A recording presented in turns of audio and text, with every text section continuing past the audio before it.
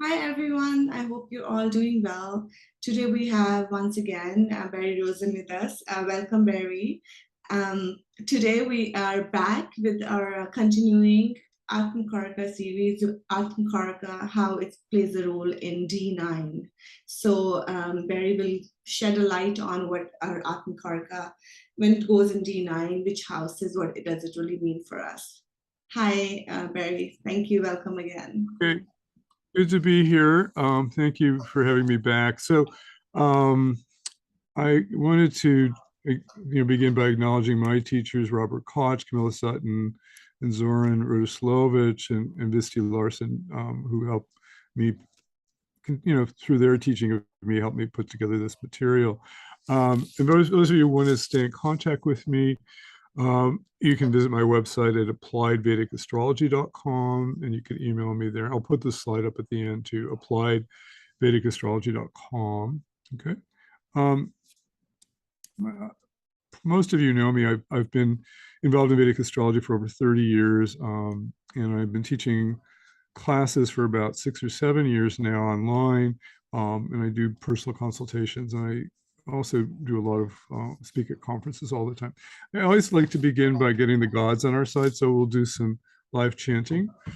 Om Ganeshaya Namaha, Om Ganeshaya Namaha, Om Ganeshaya Namaha, Om Ganapatiye Namaha, Om Ganapatiye Namaha, Om Ganapatiye Namaha, Vakritunda Mahakaya, Suryakoti Samaprapa, Nirvigyam Kurame Deva, Sarvakareshi Sarvada, Jnanamulam Guru Murti, Pujamulam Guru Padam, Mantramulam Guru Vakyam, Mokshamulam Guru Kripa, Om Asatoma Sadgamaya, Tamasoma Jyotirgamaya, Mrichoma Amritam Gamaya, Om Shanti Shanti Shanti. Lead us from ignorance to knowledge, from darkness to light, and from death and immortality.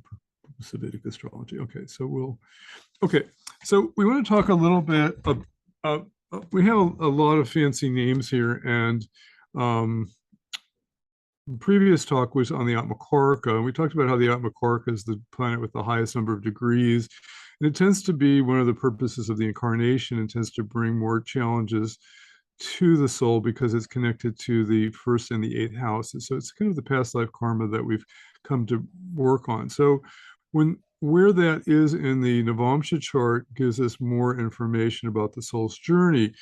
And it creates a special chart called the Karkamsha Navamsa chart. So, for example, in my chart, my Atmakarka is Saturn, and I have Saturn in Gemini Navamsha. So the Carakamsha chart becomes Gemini rising with Saturn in the first house, and then the other planets that are in Gemini go there too. So a lot of the computer programs will do this. Jagannath Hora, Sri Jyoti Star, they all do it. But there's a special chart that comes out of this, and that's what we're going to talk about today. But we'll also talk about its relationship to the Navamsha chart and to the Rashi chart. And it's very important that we kind of look at all three of them together because sometimes there's coherence and it allows the soul to complete its journey. We can say that the rising sign is the material lagna. The Karkamsha lagna is more the soul's lagna. So again, if you take the Navamsha chart is more soul oriented anyway, but when we put the Atmakaraka in the first house then that creates a new chart even. So the rising sign of the D9 and the Karkamsha lagna again are important with their Lord's placement. So usually in the D9, you don't want the chart. Whenever we're looking at Varga charts, we don't like the Lord of the Varga chart having a malefic in the first house or aspected by a malefic using Jaimini aspects, or we don't like the Lord of the Varga chart being in the third, sixth, ninth, or 12th houses. So when that happens, there's more problems that are created for the soul in its journey. So in this case, I could quickly look at my chart. I'm not sure, but we're not going to do that. I have there's some, we'll look at my chart in a minute. Now, if we have benefics and trines to the Carakamsha Lagna, it's very auspicious, whereas malefic trines are challenging. So in looking at the most of you who study the Navamsha chart, the trine houses, the first, fifth, and ninth houses in the Navamsha chart are the most important. They represent our hidden talents that we actually brought into this lifetime, or that we learn through gurus, or that kind of emerge in our life. And the Carakamsha trines are very important also. We'll talk about their purpose in a minute. But we don't like malefics and trines in either of those charts because they create suffering to advance the soul's journey. Sometimes they can create a strong intellect or a jnana yogi on the path to supreme knowledge. Now, I have that case in my chart. I'll see if I can get my chart up here. I have to.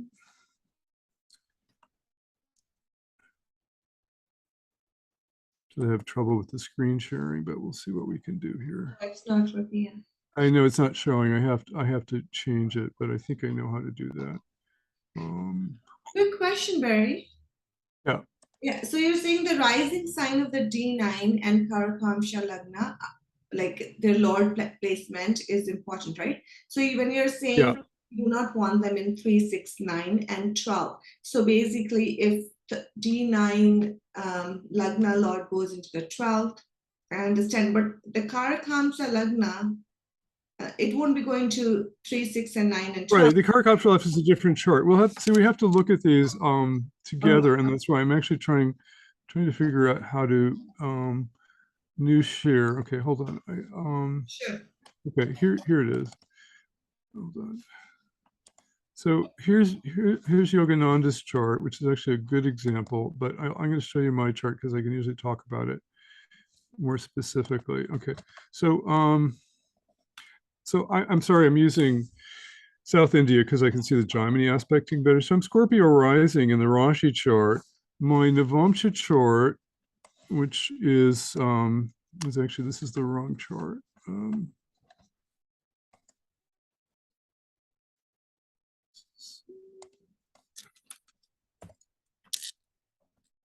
I have it. Okay, so my Navamsha chart is Leo rising, and you see the sun is in the 12th house from Leo, so it's kind of a problem for my soul. And then in the Karakamsha chart, I'm Mercury rising, and the Karakamsha lagna goes into the 6th. So so both of these suggest more of a struggle of the soul. And I've like any spiritual person, in this case, the challenges in our life move us towards spirituality. But this is a challenging chart for the soul. And specifically, it may manifest like, because the sun is in my 12th house, that's kind of a Marnakarka, that's a Karkastan, of course, it can create like low self-esteem or being hidden or not wanting to be seen, and that's more on the soul level. No, that's not really true in the Rashi chart, but it does kind of manifest on a level of my shyness. In the Karakamsha chart, I've had a lot of health issues with Mercury in the 6th, and I've got 2 malefics in the Karakamsha Navamsha chart. We'll talk about every sign of the Karakamsha Navamsha chart may reveal some quality. The Vedas talk about, like Gemini. If you have Gemini rising in the Karakamsha Navamsha chart, you tend to be prone to skin problems or itchy problems, and I have had that at times. And I've got a benefic here that helps it, but 2 malefics are not helping the situation. Have to go back to the. Okay. So some of this, this talk can get a little abstract sometimes because we're dealing with the soul, and sometimes it's hard to talk about famous people's souls, and what they're going through. Sometimes we can do it, and sometimes we can't. So that's why I may refer to my chart at sometimes, because I can tell you more about my soul issues. So if you remember, just for abbreviations for this lesson, so you don't get lost with the terms, the Atmakarka is the planet with the highest number of degrees, which governs the soul's journey. It's more important than the Rashi Lord. The Karkamsha Navamsha chart, which I abbreviate as KN, is when we take the Atmakarka and put it into the first house of the Navamsha chart. And in my case, that's Saturn going into Gemini. The Carakamsha Lagna is the rising sign connected to the Atmakarka, and then we read the chart from there. And the Carakamsha Rashi chart, we're not going to get to today, is integrating the Rashi chart into the Carakamsha Navamsha chart to get the integrated material world and the soul chart. That's a whole nother lesson. But okay, so when we look at all these charts, I always like to say that Vedic astrology is more like 3D chessboards. It's not. We like to think of it as a line on sand or a chessboard, but it's really like a multiple chess game, because a lot of these charts, they interact with each other like a 3D chess game. And so so we always have to kind of look at all of those charts together. So the Karkamsha Navamsha shows the seeds and promises and potential um, of the person. So well, the D1 kind of indicates the fruits and the results. So we have to see if there's coherence between the two charts to see if the person's talents can manifest. You meet people and they want to be a singer, they want to be a musician or something like that, and there may be some tendency in the Rashi chart, but the Navamsha chart and the soul chart are not coherent with that desire, so it doesn't manifest.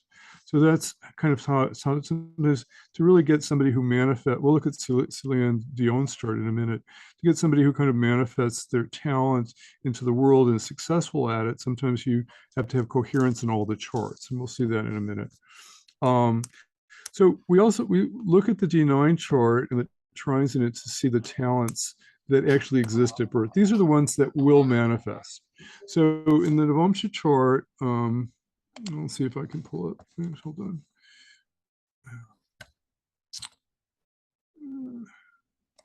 This is a very abstract talk, so just stick with it. I do have examples coming. I have more examples coming. So these are, again, main points.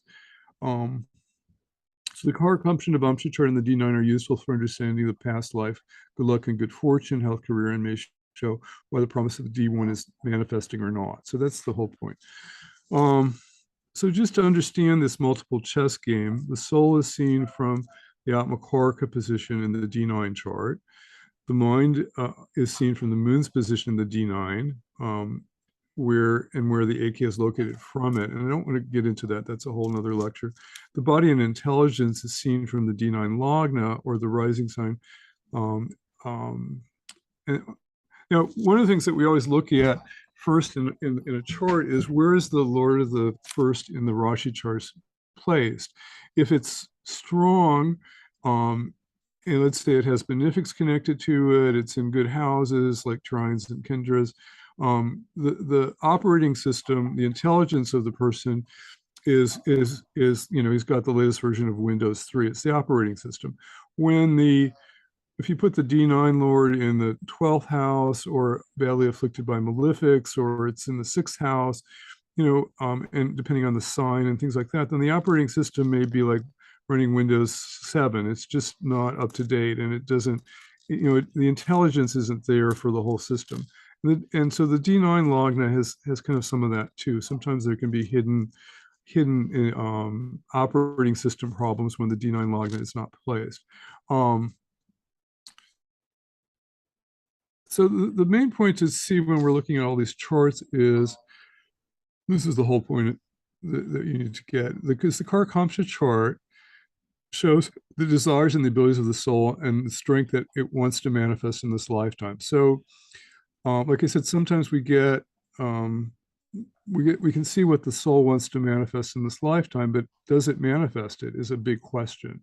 And the Carakamsha Laga shows the important desires that are carried from past lives. So we want, usually that particular soul chart shows us what we want to manifest in terms of our talents. So we'll go over talents in a minute. So it's kind of a destiny chart. So if Ketu is connected to the Karkamsha Lagna, then there is a strong desire to teach spirituality and Jyotish.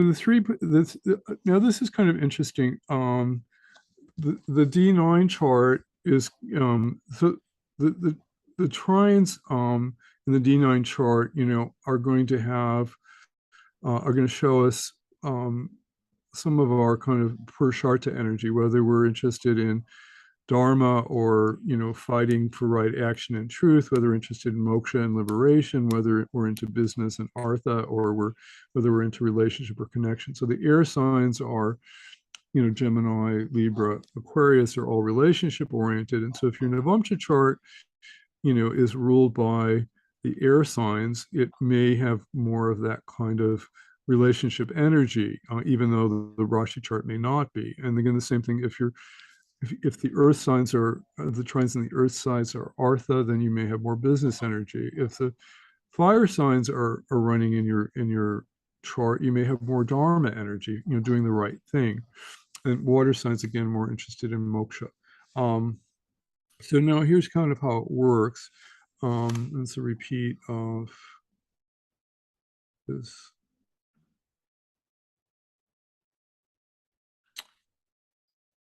Okay, so I'm going to give you an example because I brought in some examples because this stuff gets very abstract. So let's say you have a person with moon in the fifth house in the Karkamsha Navamsa chart. They have a desire to bring their knowledge of singing to this life and to utilize it. Now, whether it manifests or not is whether there's coherence with the D9 chart and the Rashi chart. So let's look at some examples in a minute. Again, I've got a lot of abstract points here, so we'll get to examples.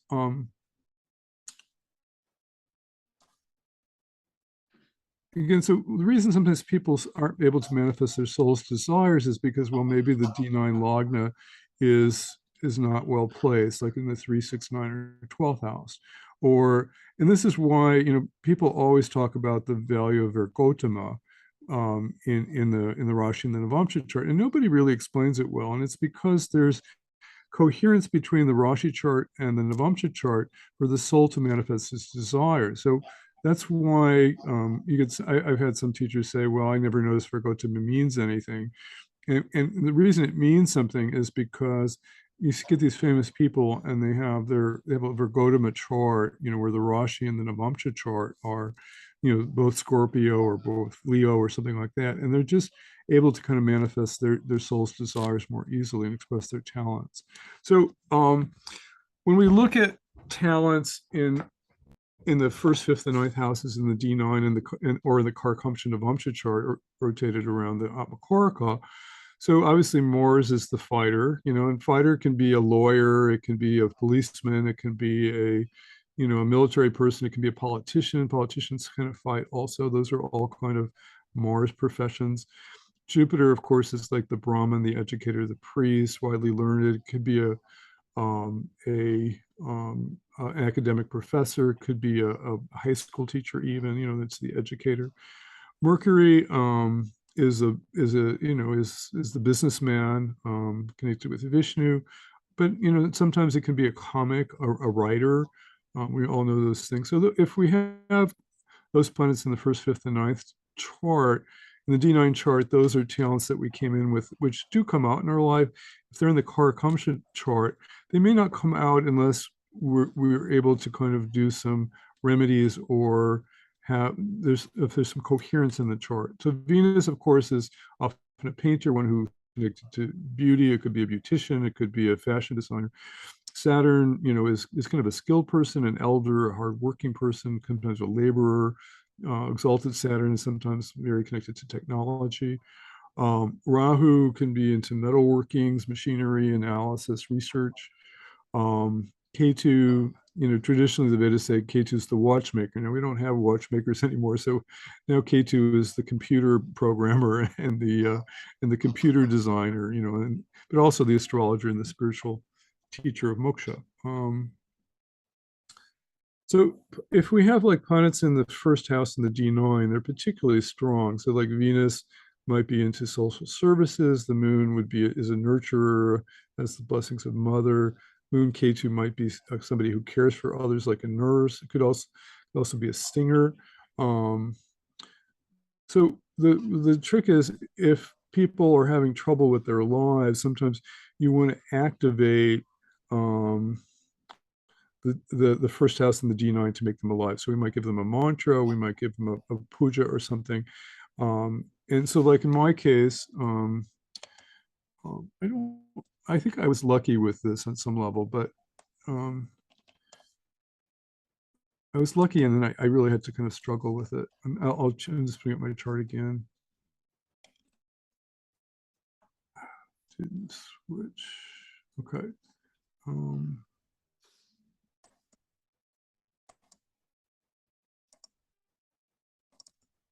Okay, so you should be seeing my chart again. Again, my Navamsha chart, I have Sun in the 12th in Leo in Cancer. And I kind of struggled with self-esteem in my early years of getting out there. You know, I wasn't one of these people that I was very shy in high school. I really kind of did not go into leadership. Um, it was late, you know, it was not into my 30s or 40s, you know, that my son kind of came out, and it kind of came out in my son period actually, where I did suddenly become kind of a star and be put into the forefront. But I had to do a lot of inner work to get that sun out of the 12th house and to move it, you know, so that I could be more involved in leadership. I did a lot of spiritual service work and became a leader that way. But I would say the first 30 years of my life were more of a struggle with that, and I had to actively work on it. I got into comedy improv. I got on stage. Whenever I see Sun in the 12th house in the Rashi chart, it's a very difficult position because people want to be hidden. They don't want to be seen. And so what I often tell them to do, I send them to Toastmasters to speak in public, tell them to get into karaoke or to sing in public or to get into community theater. Now I ended up doing that in my Sun period, and it broke through this barrier of being on stage and wanting to be seen. But you have to do some remedy to get it out there, you see? Kind of interesting. So we always have to, if the first house is afflicted in the Navamsha chart, it's like the operating system's got a virus in it. We have to do something to fix it. And sometimes, you know, it's tricky, you know. Gayatri mantra, you know, I got initiated into Gayatri mantra. That really kind of helped quite a bit too. But, you know, there are things that we have to do to kind of fix it. I have to change the share back to the screen. Okay. Okay, so let's look at some more practical examples with these charts. Celine Dion, who's a famous Canadian singer who we all know. Interesting chart, Cancer rising. She's got Moon in the 10th house with Mars in its own sign. You know, there's kind of a Mangala Chandra Yoga there. She, you know, she has a very fascinating life. I think she was one of 16 children, you know, or something, or one of 12. She has 12 siblings or something like that. And somehow, you know, her eventual husband found her and got her, you know, made her quite famous. But her Karkamsha, and we'll look at her Navamsha chart also. Her Karkamsha Navamsha chart, again, her Atmakarka is Venus. Okay.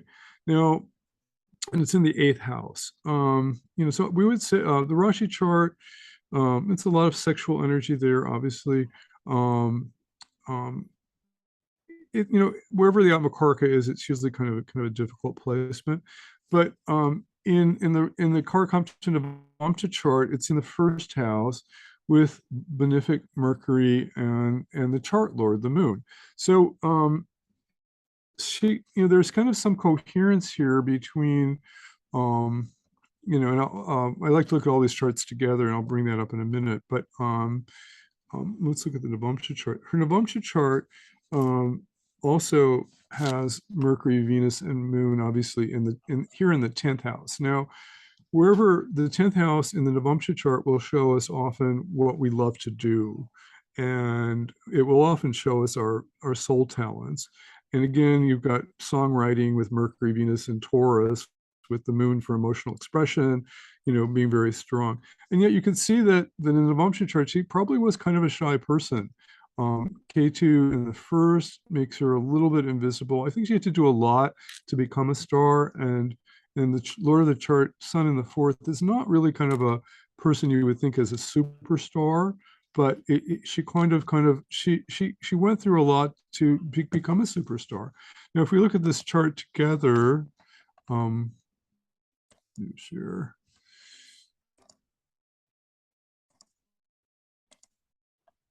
Okay, so you're still seeing my chart. We're going to move to Celine Dion's chart.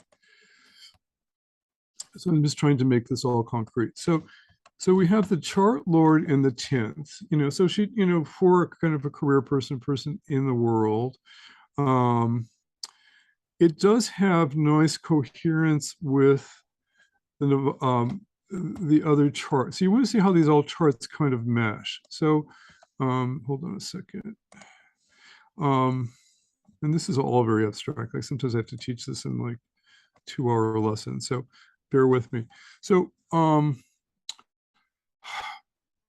we like to see the relationship between the charts being kind of having trines and kendras, or even the 211 relationships. And we have that in Celine Dion's charts. You see the Rashi, her moon goes into the 10th. The moon from the Rashi chart, the Karkamsha Navamsa chart moves 2 for kind of the ability to kind of fulfill your desires, for family being very important, for money. The moon, the Navamsa chart moves from the 1st to the 2nd. So there's a relationship. There's also, this issue with kind of, a gain. So I don't think there are kind of a lot of blocks here. And to me, there's just a lot of coherence in the charts between the Carakamsha Navamsa chart and the Navamsa chart. There's like there's a 10 relationship also. You see Leo rising here to the Navamsa chart is a 10. So again, this and Mercury, has a lot of status in the 10th house, for business and success, and a very successful business career.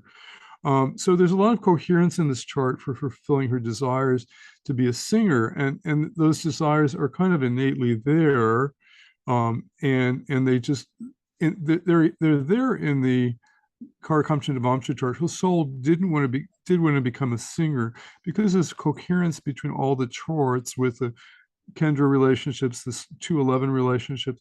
She's able to make that happen. Okay, you find a lot of people where it doesn't happen. Let's look at James Dean. Kind of interesting chart. James Dean was a famous Hollywood actor in the 50s. He had 3 hit movies that just were absolutely blockbusters: Rebel Without a Cause, Giant, and East of Eden. And he started with, very famous stars. And he was like, catapulted to the peak of Hollywood very quickly. Now, to me, it's interesting.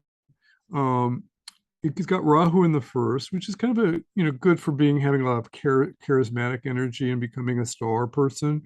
The chart Lord Pisces goes into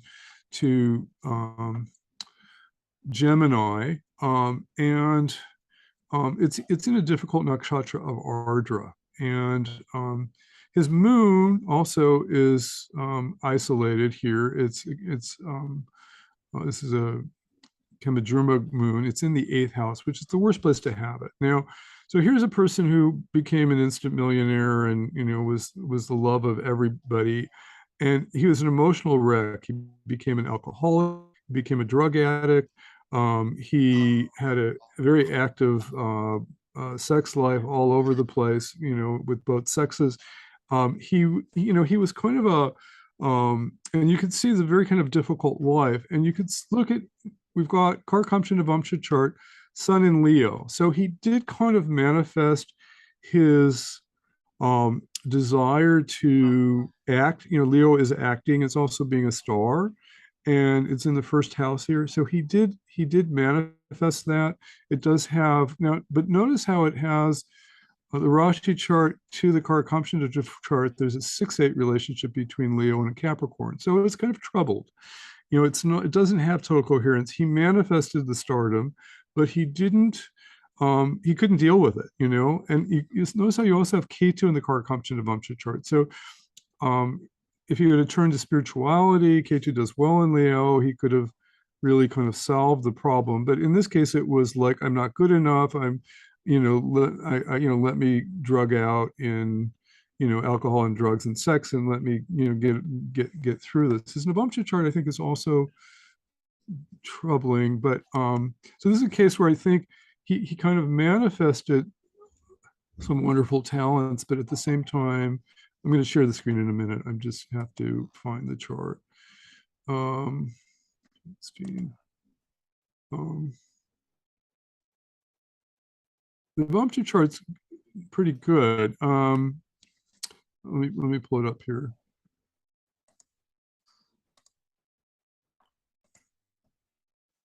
Okay, you should be seeing his chart. So this is so here we see the Navamsha chart, which is Sag rising, Jupiter in Pisces. Again, big heart, strong presence.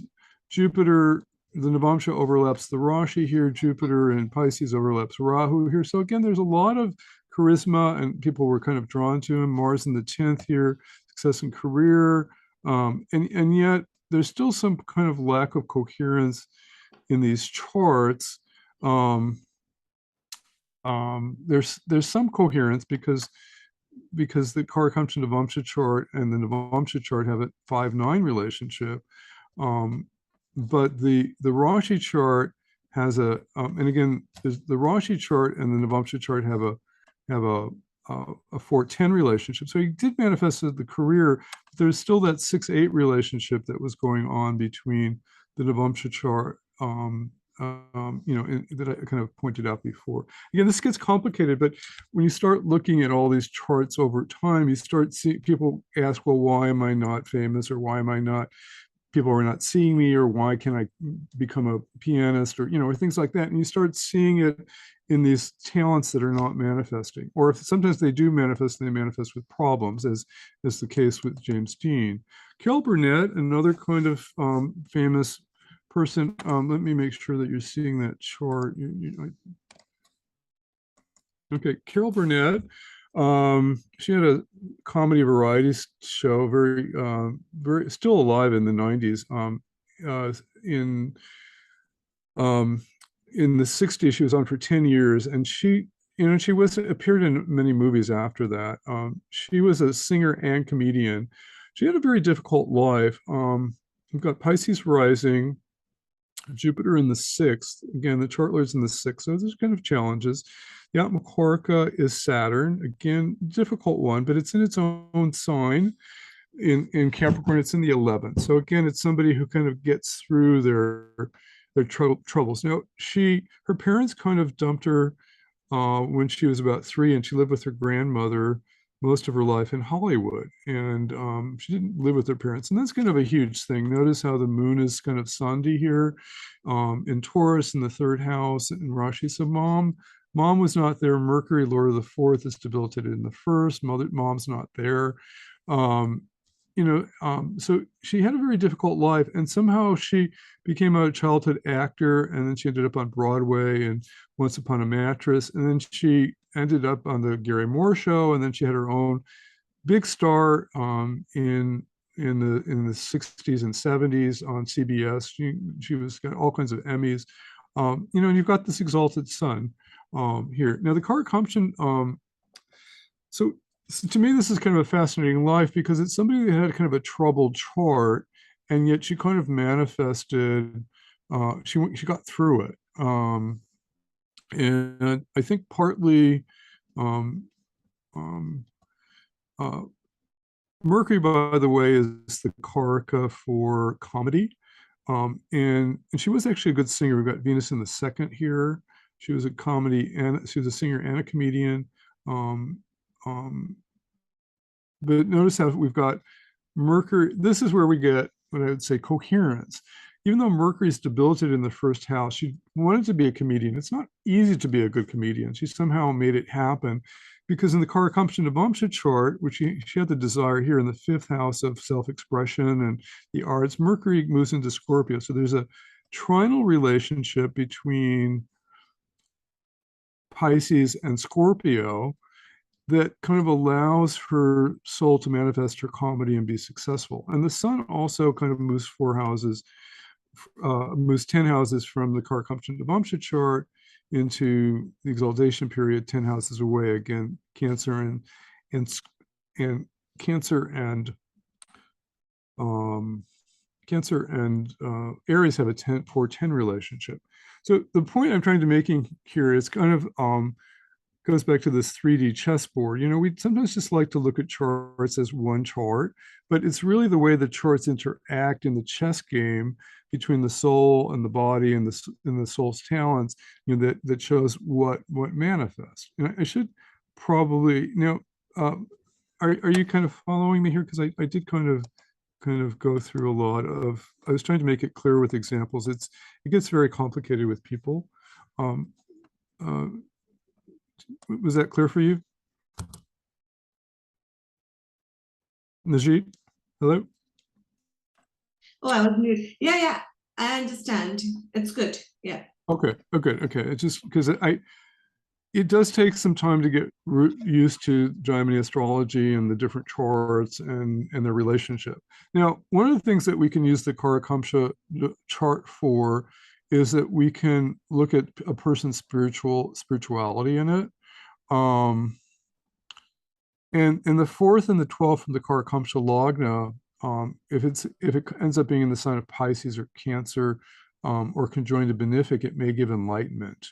And so one of the ways that you look for enlightenment, I have a whole talk on this that I gave at the American College of Vedic Astrology conference, or the Sedona conference a few years back. And I'll show you this in Yogananda's chart. So here's Yogananda. I don't. Many people know his chart. Leo rising, Moon in the first, Lord of the 12th in the first for desiring moksha. And to me, it's what's interesting about this chart. He's got Rahu in the 10th. He ended up leaving his India heritage and bringing knowledge of meditation to the West. You know, which is kind of a Rahu leaving your homeland to go to the West kind of thing that he did. And he was a, you know, people still kind of are very involved in the spiritual regeneration movement. But what's interesting is he has this stellar Carakamsha Navamsa chart where we would see, we'll also look at his Navamsa chart in a minute too, where we've got 2 benefics in the Carakamsha Navamsa chart. And in Jaimini astrology, we have Mercury, the third benefic aspecting it, because Aries and Aquarius aspect each other in Jaimini astrology. And the moon, now what we look for in for a strong for whether the soul can manifest its purpose on the planet is whether the moon and the sun, which are the two most important planets in any chart, have a connection to the Lagna or to the Lagna Lord. And here we have the moon is aspecting the Lagna Lord here, again, helping to bestow enlightenment. The sun has a Libra and Aquarius aspect each other in Jaimini astrology. So there's that trinal relationship is also creating it. So you have this kind of perfect chart for enlightenment with the 3 benefics connected to the Carakamsha Navamsa chart. And we also want to see K2 in the 12th house from the Carakamsha Navamsa chart. So this is a signature for moksha. If you have K2 in the 12th house in the Carakamsha Navamsa chart. So he's got all these signatures for moksha here and supporting it. So very, very blessed life. So we can actually use some of those principles when we look at any chart, but this is kind of advanced stuff. I teach it in my life purpose class. And again, I'm just showing you the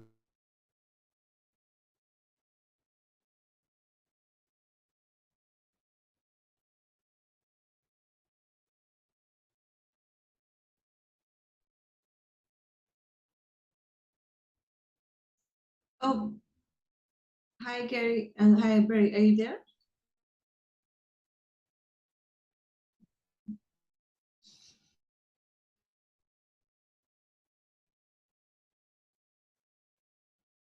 Sorry, I can't hear you, Barry. I think we're muted there. Okay, so tell me where we got lost. My computer goes down sometimes. I can also put on my hotspot to make sure that doesn't happen again. I've got a bad Wi-Fi card. Where did we go down? Sorry? Do you know where we went down? What was the last thing you heard me say? Just we were just talking about where the I think the Lord goes in the Karakamsha Lagna. There was a slide that you had on. Did you hear the talk about Yogananda? Yes. Yeah, yeah. We went through all the slides. Okay. Yeah. So that's good. Okay, The so last let's few slides. Yeah. okay, so I'm just going to go on. So you're seeing the screen, okay? I, I'm not actually. I'm not seeing the screen. You have to. I think you have to put me back on screen share because we logged back off.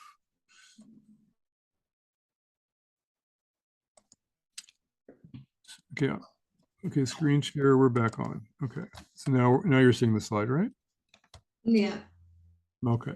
So so it's interesting. We can look at planets in the Karakamsha Lagna, um, and the Dharma and the trines, the first, fifth, and ninth house, to tell us something about what the person interests are. So when the sun's in the first house, there can be royal patronage, involvement with government, leadership, uh, charisma to attract others, playing string. Funnily enough, playing string instruments. We'll see Einstein has sun in the first in this chart. He played the violin, playing the drums, traditional dance, Vedanta philosophy. So sun in the first house in the Karkamsha chart or in the trines can bring out those qualities. I think I have, this is a chart of Henry VIII, famous. This was the king that had 6 wives and couldn't produce any sons, so he kept killing them and divorcing them. Very, very famous British series on this. Fascinating character. Leo rising for a king. Sun is the Atmakarka for learning how to be a king, right? So as part of his lesson was to be learning how to be a good king. And he's got Jupiter there in the 11th to do it. He wasn't really a good king. He killed all the Catholics when he created the church, the Church of England. He killed all the Catholics in his kingdom, and persecuted them and looted them. That's not what a good king should do. So he was not a good king with Sun Atmakaraka. He didn't learn the lessons of being a good king. His Karkamsha Navamsha chart has got Saturn. It's got Sun in the first. Okay, so you do see the royal lineage there and the leadership. He was a good leader, but Saturn's afflicting the sun here. So he was kind of in some ways he was a cruel leader. He was a cruel husband. He was a cruel leader, and still kind of very. We still everybody writes about him and does movies about him because it's just totally a fascinating character in real life. And the Karkamsha Lagna is, shows the royal patronage, but it also shows the affliction. If we have Moon in the first house in the Karkamsha Lagna, I may have professions connected to sea or water products, social work, nursing, food preparation, hotel management, Ayurveda. We have Mercury in conjunct the Karkamsha Lagna, may be good at natural medicine. Conjunct Mars may be good at surgery. Conjunct Venus good at pharmacy. Mars in the first house, obviously a military career, a firefighter, working with weapons, engineers. If you have Rahu or Saturn aspects, you may get engineering or electrical work. Mercury in the Karakamsha Lagna, or the fifth house, artistic skills in sculptural arts, intellectual pursuits, higher education, journalism. All these things that we're kind of familiar with.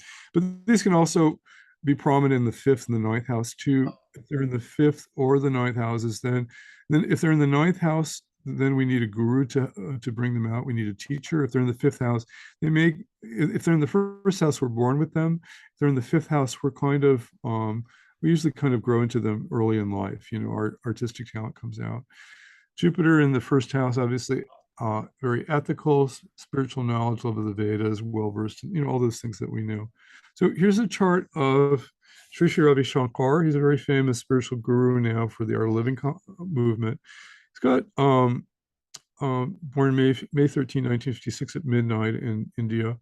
His amazing chart in many ways. He's God exalted Mars in the first, which kind of takes over the chart. So he has endless energy. He's been inspiring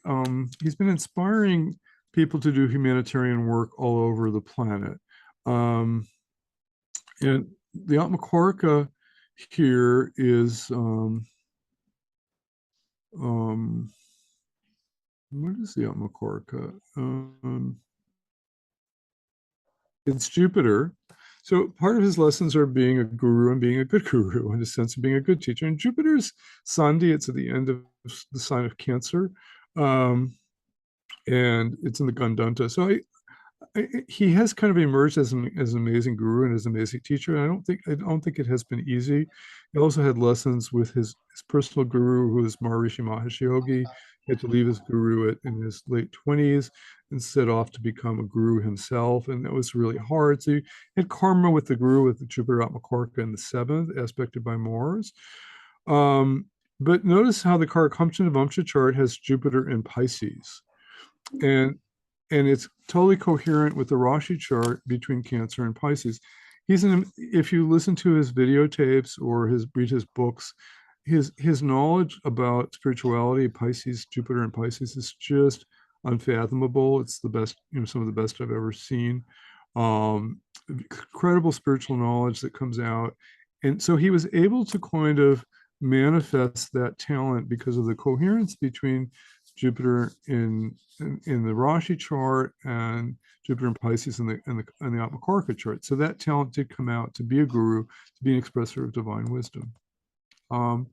We have Venus in the first, in the Carakamsha Lagna, appreciation of the arts, good business sense, passionate person, diplomatic.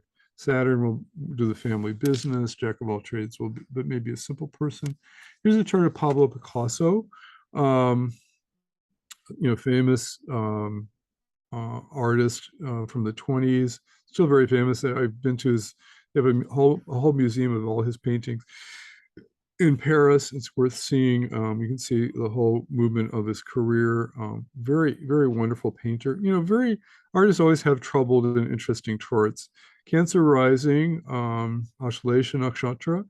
I've got Moon in the fifth in Scorpio, which is, chart lord in Scorpio is always kind of very sexual, with Rahu for kind of troubled soul energy. Look how closely the Moon and Rahu are conjunct in this chart, 2 degrees. So this usually creates somebody with kind of mental issues, or very highly sexual, or very highly creative. Now, in his life, he did have multiple sexual partners. Artists usually do, but also that Moon Rahu energy gave him incredible creativity in the fifth house, in painting. But look at the Karakamsha Navamsa chart. So the soul, Venus is in the first house in Aries. And there's a lot of artistic energy in Aries, although it's not in Barney, but I often find a lot of painters have Venus in Aries. Usually it's in Barney Nakshatra in the Rashi chart, but so he's got Venus in the Karkamsha Navamsa chart here. And Venus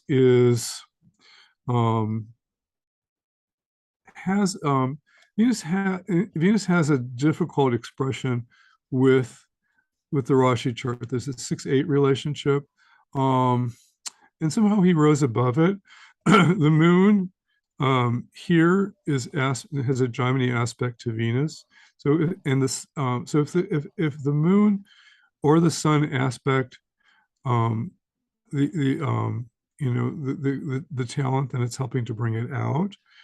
The Atmakarka here is Mars, I believe. And he was kind of a troubled, kind of fighting person in his life. I want to show you the. Yeah, sorry, Barry, if we can close soon because. Yes. Okay. So anyway, I know we have to cut this lecture short. So this is a amazing material. Just real quickly, the Vedas also show us that if your rising sign in the Karakamsha chart has certain qualities, you can, it will tell you something about the troubles of the soul. So if you have Aries rising in the Karakamsha chart, you may have danger from rats or cats.